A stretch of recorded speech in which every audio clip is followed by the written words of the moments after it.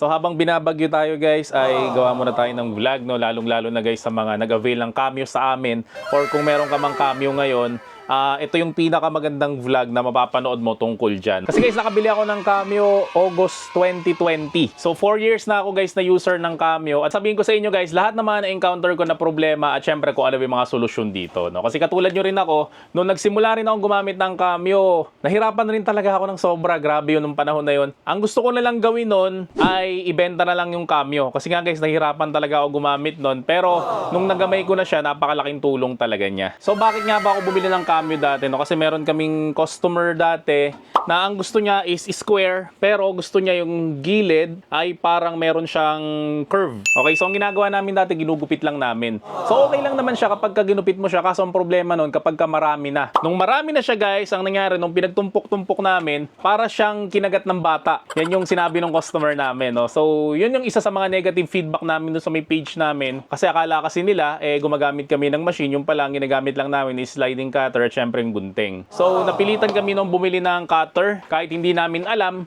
kung paano ba yun gamitin, no? Kasi actually guys, ang sikat talaga dati is yung cry cut. Yung Cameo guys, di naman talaga kilala yan eh. So masasabi ko siguro na isa kami sa mga pioneer na nagpauso ng Cameo dito sa may Pilipinas. Kasi kung titingnan yung mga tutorial sa YouTube, kami yung pinakamaraming tutorial about sa Cameo. So bukod sa amin nga guys, 2020, 2019 pababa, wala naman akong nakitang tutorial sa may Cameo. So ako talaga guys, ginawa ko dyan is trial and error. O yung nagbabahiran nga sa page namin na tae. Tae is trial and error. Okay? So marami akong tae pangit na ginawa dyan bago ko nagamay guys yung Cameo. Tas yun nga guys ang ituturo ko sa inyo sa may vlog na to.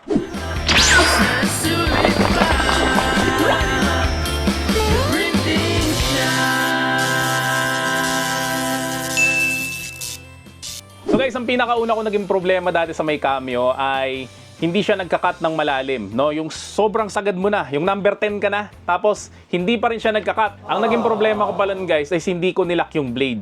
So ito yung blade, ang gagawin mo, isasalpak mo siyang ganyan, yan, itutulak mo to hanggang mag-click yan, may maririnig ka na clicking sound. Tapos mawawala dapat yung butas dito.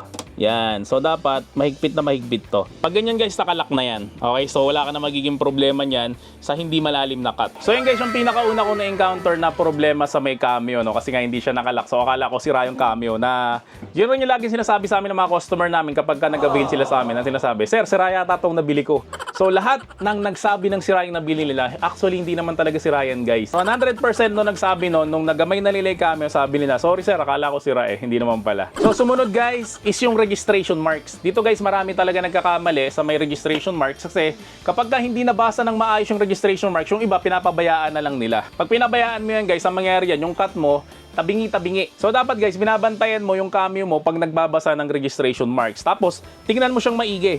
Pag nakita mo guys na yun yung pagbasa niya, tapos nag-cut siya ng maayos, bantayan mo yun. Dapat ganun na ganun yung senaryo kapag ka magka-cut ulit siya. Okay, dapat parehong-pareho. So ito guys yung sample ng registration marks natin. So merong square dito, tapos yan merong letter L, tapos merong rin letter L doon.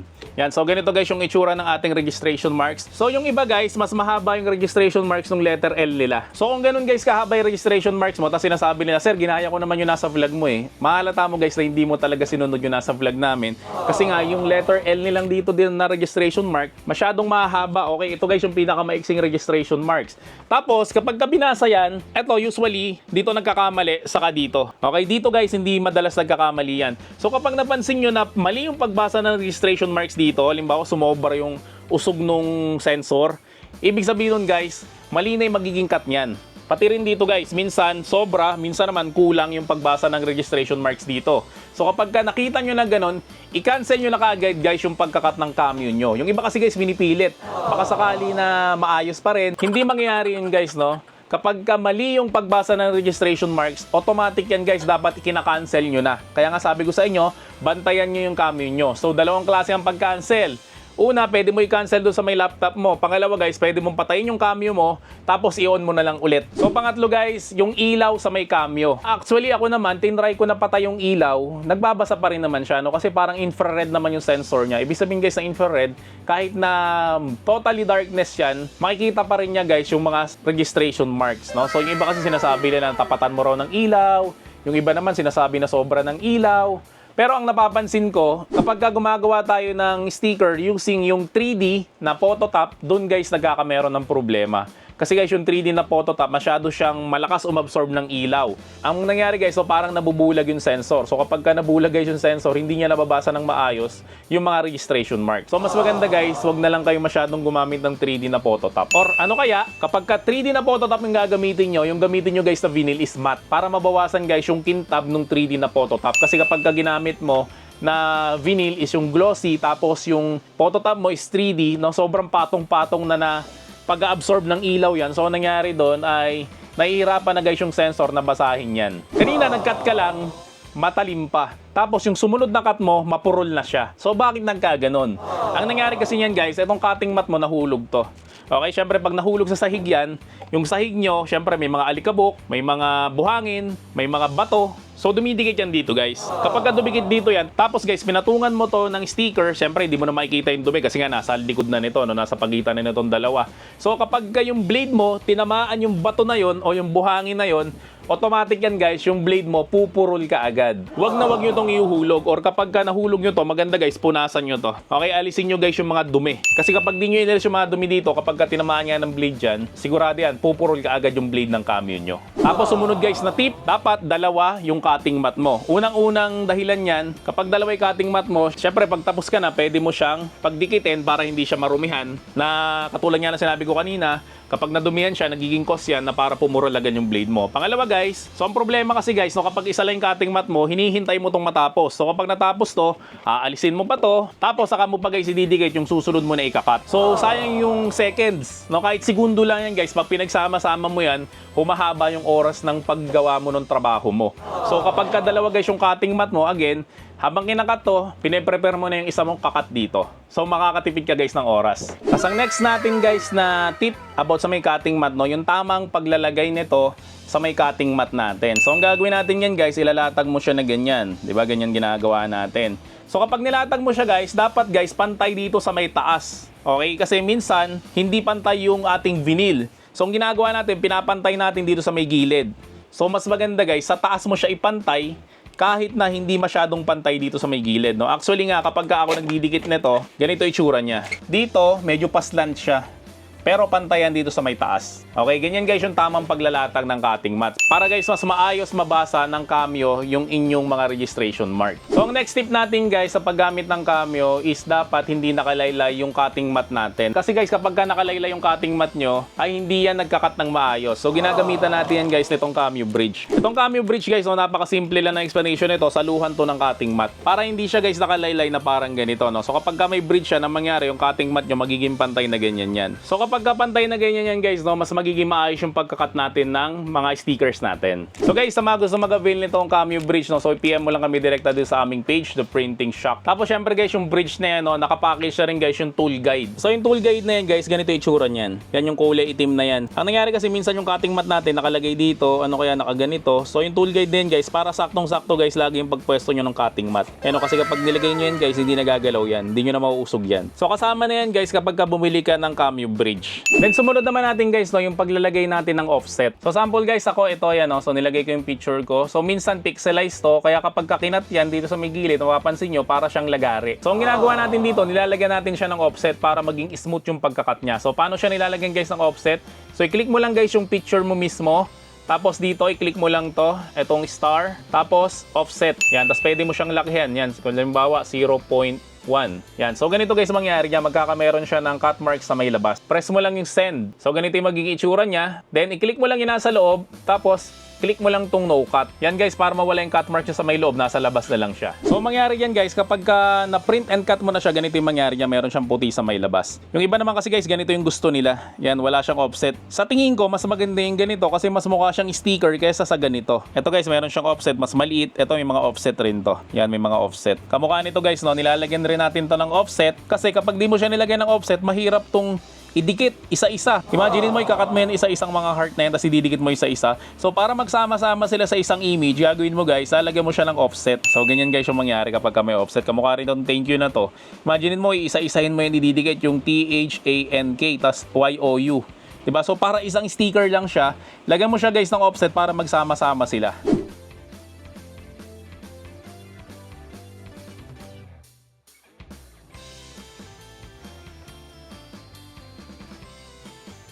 So halimbawa guys, yung kanilang layout, ganito yung itsura. Di ba meron siyang bilog, tapos halimbawa yung logo ng printing shop, ganyan. Tapos yung bilog niya guys, meron rin bilog sa may labas. Di ba ang ginagawa natin guys, kinakat natin yan dito sa may labas. So pag kinat natin yan sa may labas, minsan, mas malaki yung dito, tapos mas maliit yung dito. So tinatanong nyo, sir, paano po magpapantay itong dalawang to? May mapapantay ka dyan, pero kaunti lang. Yung iba guys, hindi talaga magiging pantay. So ang ginagawa ko dyan guys, pinapaalis ko to, itong nasa labas na to. Okay, kapag ayaw alisin guys ng customer, hindi ko talaga piniprint yan, no? Kasi mas marami pang masisira na print kaysa sa maayos na print. So mangyari dyan guys, ito yung bilog, tapos ito yung logo ng printing shop. So mangyari dyan guys, na wala na yung nasa labas na design. Okay, so ito na siya mismo. Tapos ang ginagawa ko dyan, nilalagyan ko siya ng offset dun sa may loob. Kasi guys, kapag kakinat mo yan dito sa may labas, minsan may sumusobra yan. So makikita nyo, may mga puti-puti pa yan dito. Pero kapag nilagyan natin ng offset sa may loob, kahit na sumobra guys yung konti niyang cut, may mga sasalo dito. Ganon rin guys yung itsura niyan kapag ka-square. Halimbawa, ganyan.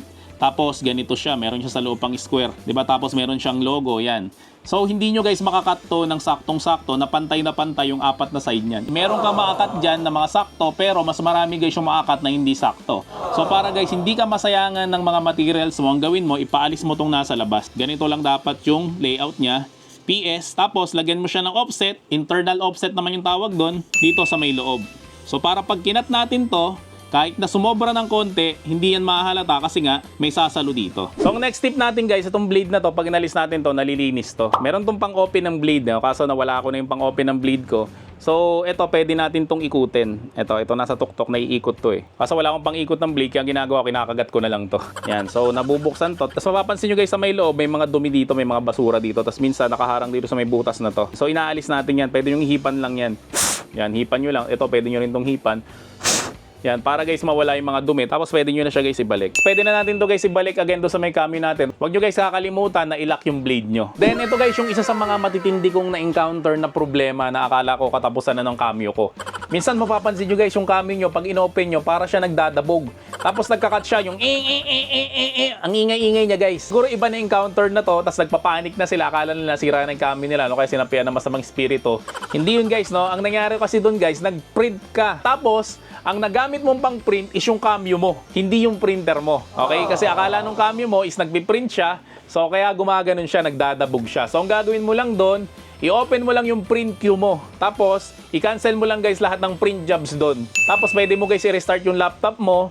Then, pag open mo ulit nun guys, okay na yan. Tapos next guys, ito yung blade natin again. Balang araw pupurol to. Okay, wala namang immortal na gamit eh, no? Lahat ng bagay guys, pinapalitan rin natin yan balang araw. Pero ito guys, bago nyo ito mapalitan, wag lang mababako. Kamukha nga nung sinabi ko kanina, matagal tong magkakat. 1,000 guys ang makakat nito bago nyo ito mapapurol. Pero kapag pumurol to guys, wag nyo siyang itatapon. Pwede nyo siyang gamitin pang die cut o yung cut na tagusan. Kasi guys, kung magda-die cut ka tapos gagamitin mo yung bagong blade, sayang yung bagong blade mo. Kasi ang mangyari dyan, mabilis lang siyang pupurol kasi nga mas malalim yung baon. So pwede nyo guys isagad yung kanyang blade depth. Pwede nyo isagad ng hanggang 8 to 10, tapos lahat na isagad nyo na kasi patapon na rin naman to eh, no? So hindi nyo na kailangan tipirin yung blade nyo. Tapos damihan nyo lang guys yung passes para mag-die cut siya. So next naman natin guys, again balik tayo dito sa may cutting mat natin. So ito guys, may pandikit to. So kapag ka naubusan to ng pandikit, wag nyo kaagad siyang itatapon. Mapapansin nyo guys sa may sticker namin, kapag ka naglalagay kami ng phototop, laging may sobra sa taas at may sobra sa may gilid. Kasi guys, yan yung nagiging pandikit mismo dito sa may cutting mat. So kapag ka dinikit mo siya, syempre meron siyang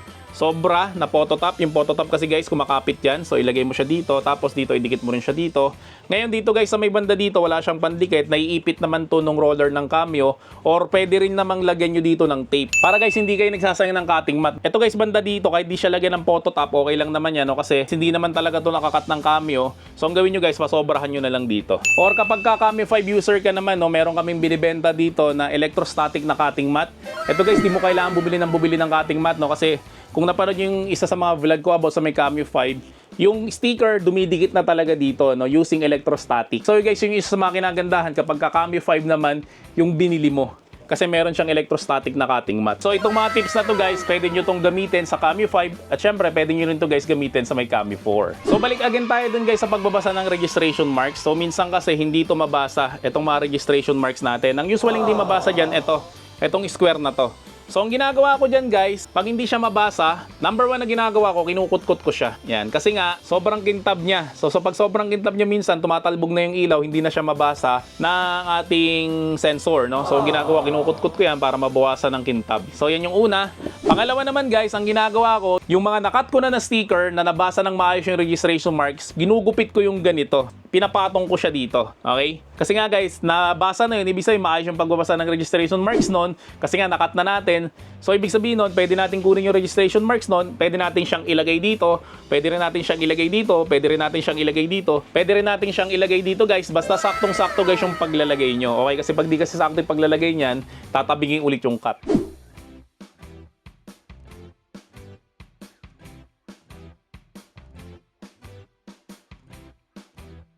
So next naman natin guys, no, yung problema ng iba na nagbasa naman raw ng registration marks pero nung nagbasa, hindi naman raw siya nag-cut. So pagkatapos guys basahin, niluwa lang yung cutting mat niya. Okay, so ganito yun guys. Pag pinress nyo guys yung send, makikita nyo dito guys na wala siyang color red o wala siyang cut marks. Ang gagawin nyo dyan guys, kiklik nyo lang yung part na gusto nyong i-cut, tapos click nyo guys yung cut dito. So magkakameron na siya guys ng cut mark. Kasi kapag walang color red dyan, ibig sabihin yan guys, babasahin niya lang yung registration marks pero wala naman siyang ika-cut. Kasi nga guys, wala siyang cut marks. Tapos guys, yung iba naman, nakakaranas naman sila ng, nung nag-cut sila, pag pinipil na nila yung sticker, hindi nila mapil. So ang problema nun guys, ganito. Click mo lang yung send, tapos pagka-click mo guys ng send, yung iba kasi ang ginagawa nila, tinataas nila tong blade depth. Huwag kayong umasa dito masyado sa may blade depth, no? Ang asahan nyo guys itong passes. So damihan nyo guys yung passes. Kasi kapag ako gumawa at least 2 na passes, 'di ba dinaanan na to ng blade. Syempre minsan may mga part na hindi nakakat diyan. So kapag dinaanan ulit ng blade diyan, sigurado yan na makakat na siya ng buo. Minsan kasi pag pinipil natin, 'di ba? Halimbawa inalis natin yung buong sticker, pag alis natin may mga sumasabit na part pa. Yun yung sinasabi ko sa inyo guys na may mga part na hindi nakat. Kasi usually yun,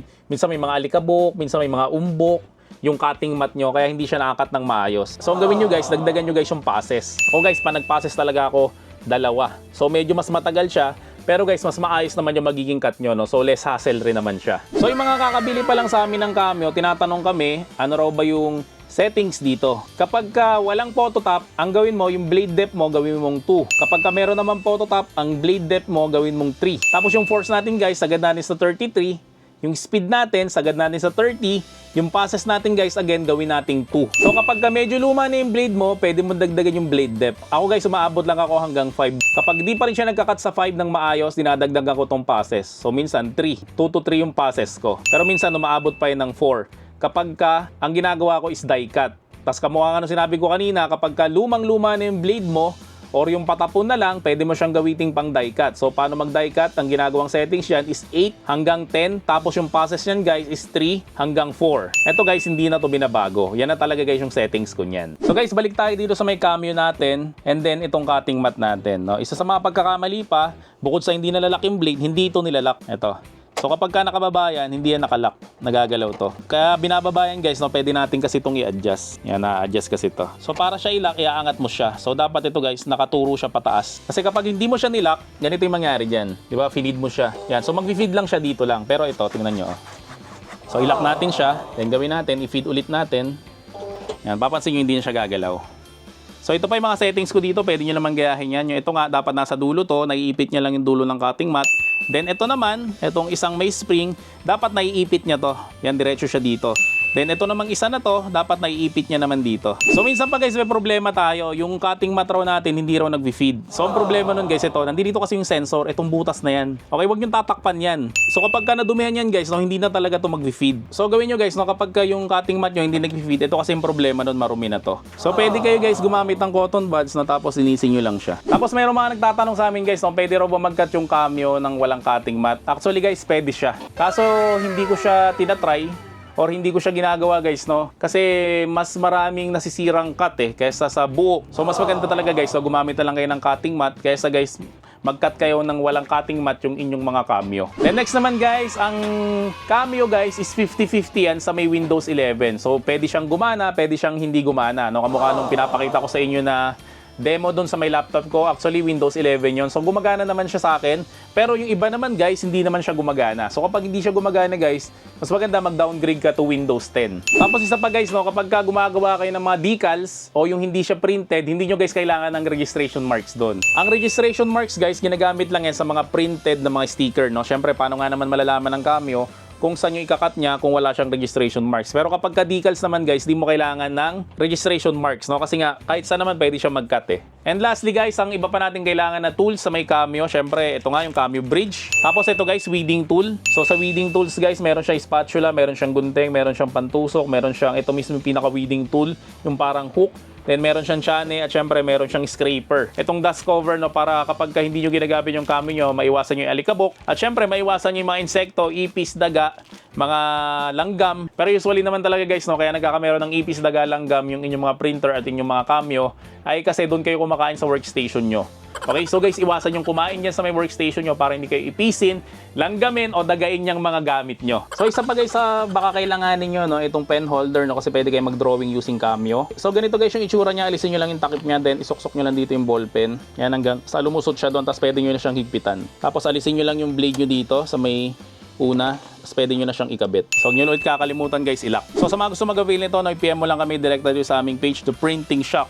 And sa mga nagtataka para saan ba tong pangalawang holder na to, meron kasi guys mga tinatawag na specialty blade. Kamukha nitong ratchet blade na ito, color orange to. So pwede to guys ipangkat ng mga makakapal like cardstock, like balsa wood, like leather, no. So dito siya guys ilalagay sa may second. Yan, tapos ilalak nyo lang rin siya. So yan guys yung function talaga nitong pangalawang holder ng Cameo. So guys, sobrang dami pa na pwede yung paggamitan ng Cameo, no. Kasi ako ginamit ko lang talaga siya sa sticker, pero grabe na yung kinita talaga namin sa Cameo lang na yon.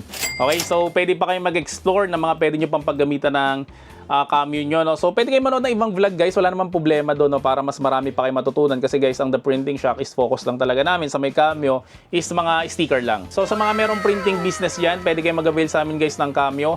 Meron rin kami guys ino-offer na package ang Cameo. At yung Cameo kasi guys na ino-offer namin, no, kami ang isa sa mga pinakamura sa market. Kasi rekta kami guys sa may supplier mismo ng Cameo. So sa mga gusto mag-avail guys, no, i-PM mo lang kami direkta dito sa aming page, The Printing Shock. At sabihin mo lang guys na nanggaling ka dito sa may channel ko o napanood mo tong video na to, no, para bigyan ka ng discount at mga freebies. So maraming salamat ulit sa inyong lahat. See you on my next video at bye-bye! The Printing Shock, ayos na sulit pa. The Printing Shock.